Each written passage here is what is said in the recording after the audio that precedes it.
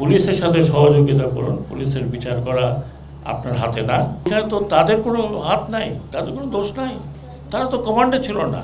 এটা স্বাভাবিক হওয়ার সম্পূর্ণ হাত কিন্তু জনগণের কাছে। জনগণ যদি বিহেভ করে, আপনার ডাকাতি করতে ধরে ফেলেন। আপনার যদি কেউ মাইনরিটি আপনাদেরই তো সমাজের মধ্যে তারা বাস করে, তাদের বাইরে থেকে আসে নাই।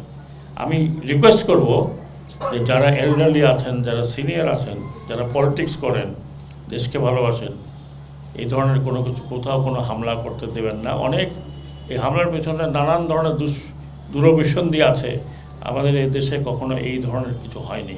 হয়েছে দুঃখটা ডেফিনেটলি, ইলেকশনের সময় হয়েছে, ইলেকশন পরে হয়েছে, কিন্তু এখানে তো তাদের কোনো হাত নাই, তাদের কোনো দোষ নাই, তারা তো কমান্ডে ছিল না। আরে কমান্ডে ছিলাম তো আমরা। এবং জনগণের কাছে আমার অনুরোধ, আপনারা দয়া করে নিজেদের এলাকাতে শান্তি ফিরিয়ে আনেন এবং এই দুষ্কৃতিকারী আপনারা ধরতে, অনেক জায়গায় আমি শুনেছি যে ধরে ফেলেছে তারা, অনেক জায়গায়। আপনারা করেন ভাই, আমাদেরকে হেল্প করেন, আমাদেরকে যত তাড়াতাড়ি আপনারা সাহায্য করবেন তত তাড়াতাড়ি আমরা দেশের পরিস্থিতিকে আনতে পারবো, যা আগের মতো ফিরিয়ে আনতে পারবো। আজকে ঢাকা শহরে দেখলাম যে ঢাকা শহর তো আগের মতোই সেরকম আছে।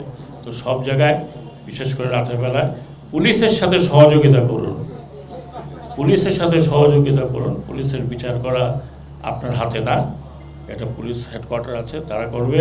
আমরা আছি, আমরা করব। আইন আদালত আছে, করবে। যদি যারা অতিরিক্ত কিছু করেছে তারা ডেফিনেটলি শাস্তির আওতায় আসবে, কিন্তু আপনারা করবেন না প্লিজ। আমি অনুরোধ করছি, আমি হাত জোর করে অনুরোধ করছি।